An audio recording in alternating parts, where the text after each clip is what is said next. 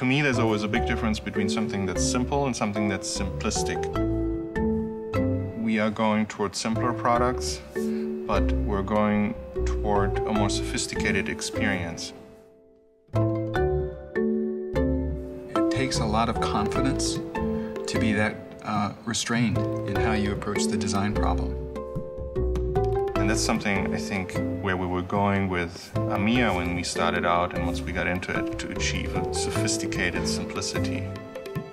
For about 10 years, chairs have become very complex, and they've had a lot of controls, and they've been very extrovert about their mechanism. We wanted to provide a significant level of comfort, but without being flamboyant about it and without throwing it in the face of the user. In furniture design, this is sort of what I sometimes call inside-out design. You just take the whole thing and you turn it inside out, sort of like a science fair, showcasing technology and inventiveness in a really overt way.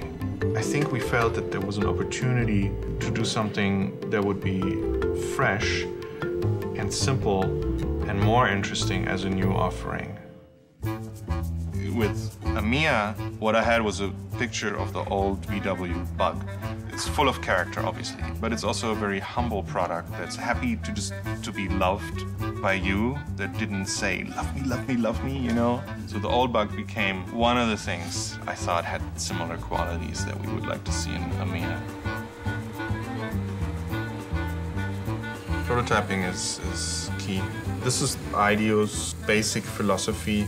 We always say you should make the simplest possible prototype at the earliest time. I was watching television, I was playing with this sort of restaurant invitation that I had, some San Francisco restaurant that didn't quite make it. So I took this card and I was watching TV and I was thinking, how can I take it back and make it flexible? You know, I started cutting it with scissors, and then the next day in our model shop, I made this little thing here. Then I made a big one.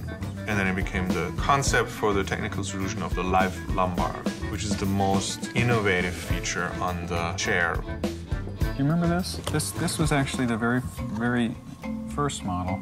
But it was kind of aggressive, right? It was like elbows sticking out like this. And it had a lot of unflattering angles, which, you know, that's part of the process. Once you go full scale, a chair is a big sculpture that sits in the middle of the room. You look at it from all angles. Toward the end of a really long workday in the shop, and we got into a point where we needed to know how something is done. And Bruce said, why don't we just have a look? And I was a little bit amazed by what he really meant with that, which meant we took somebody's chair and basically pushed it through the bandsaw. When I was in college, my professor always said, if you want to do the next better anything, like a ski boot, you got to go out and buy the best one. Take it to the bandsaw, cut it in half, and find out how they did it. Why is it so good? The mechanism is basically a black box. The simple and direct approach would be a straight stick that comes straight up the back of the chair, something along this line, which is hardly very elegant or sophisticated. A more interesting idea would be to bring that form to the sides. We knew we would have to create a break in the back. We would have a structural part coming up, and then we would have the upper part that was a shell.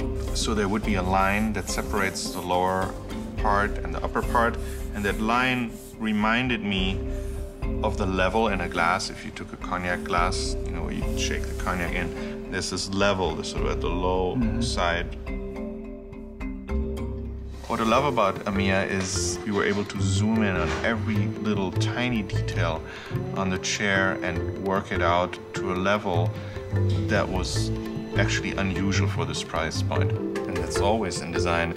It's a journey, it's a search, and we go on this journey together. In the end, the answer was pretty simple again, right, as it should be.